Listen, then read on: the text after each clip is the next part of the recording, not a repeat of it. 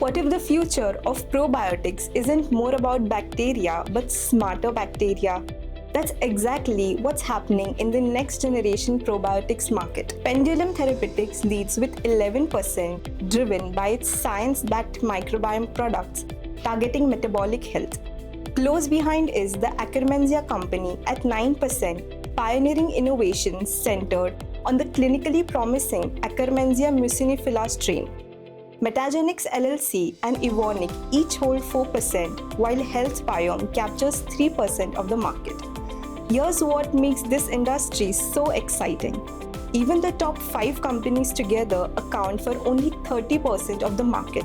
That means nearly 70% remains in the hands of emerging microbiome innovators, biotech startups, and specialized probiotic developers, making next-generation probiotics one of the fastest evolving and most competitive spaces in precision nutrition and microbiome therapeutics. Markets move fast. Your decisions need to move faster. The 360i research platform brings analyst-authored research and AI-powered discovery together in one place. Ask targeted market questions, track competitors, explore industry benefits, and uncover timely insights that help your teams move from data to confident action. Connect with 360i Research and turn inspiring insights into dependable actions.